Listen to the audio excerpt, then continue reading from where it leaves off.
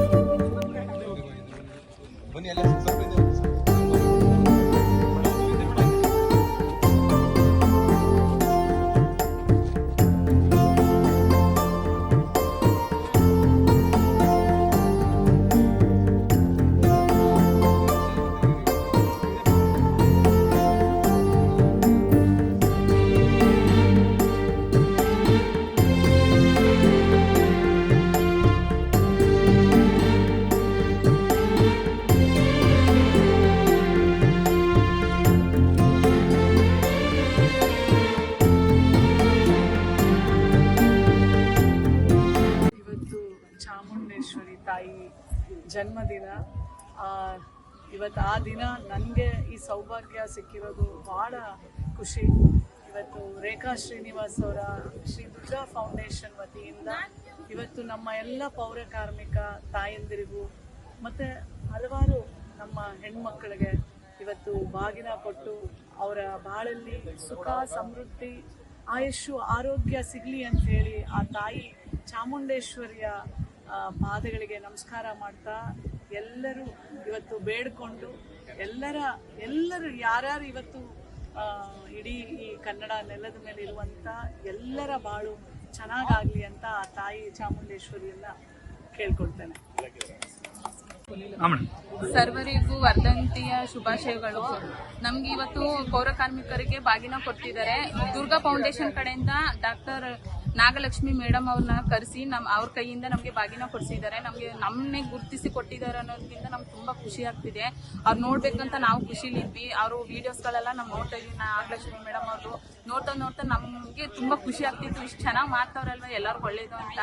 ಅದರಿಂದ ನಾವು ನೋಡ್ಬೇಕಂತ ನಾವು ಇದ್ದಿದ್ದಕ್ಕೆ ನಮ್ಗೆ ಬಾಗಿನ ರೂಪದಲ್ಲಿ ದುರ್ಗಾ ಫೌಂಡೇಶನ್ ಅವ್ರು ಕರೆಸಿ ನಮ್ಗೆ ಈ ತರ ಬಾಗಿನ ಕೊಡ್ಸಿದ್ಕೆ ಅದಕ್ಕಿಂತ ಖುಷಿ ನಮ್ಗೆ ಏನಿಲ್ಲ ಸರ್.